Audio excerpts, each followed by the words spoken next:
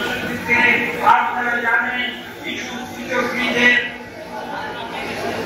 কারণে সেই দেশে তখন একটি নির্বাচন অনুষ্ঠিত হয়, যেটাকে বাংলাদেশে নয় জাতিসংঘ সারা বিশ্বে একটি সুষ্ঠু নিরপেক্ষ নির্বাচন করে প্রচার করার অপপ্রয়াস নিয়েছে। আজকে আমি বলতে বাধ্য হচ্ছি যে সেই 2008 সালের নির্বাচন কিন্তু সুষ্ঠু নিরপেক্ষ ছিল না, এটি ছিল পরিকল্পিতভাবে একটি সাজানো নির্বাচন। সেখানে বলা হয়েছিল বাংলাদেশে নাকি কোটি কোটি ভুয়া ভোটার রয়েছে সেই সময়, এবং তার দায়িত্ব বিএনপির উপরে মিথ্যা অপপ্রচার করে চাপিয়ে দেওয়া হয়েছিল।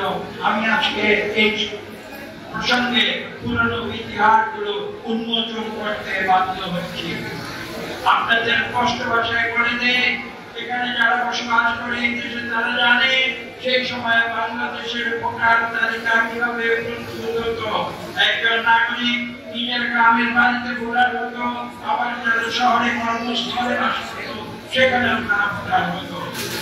এটা চমৎকারী যে আমাদের যে সমাজের যে ব্যবস্থা ছিল সেই সমস্ত ব্যবস্থার কারণে অনেকে দুইবার ভোটার হিসাবে তারা তালিকাভুক্ত হতো, কিন্তু তারা কখনো দুইবার ভোট দেয় নাই। তারা যখন ভোটের দিনে যদি তারা বাড়িতে যেত, বাড়িতে গিয়ে ভোট দিত, ভোটের দিনে যদি তারা শহরে থাকতো শহরে ভোট দিত। এই কঠিন শব্দগুলো আজকে আমি নতুন করে বলতে বাধ্য হচ্ছি এই কারণে যে মিথ্যা ইতিহাস আওয়ামী লীগ যেটা সৃষ্টি করেছিল, মিথ্যা ইতিহাস যেটা সৃষ্টি করেছিল, সেই মিথ্যা ইতিহাসের উপর উন্মোচন করে দিতে হবে।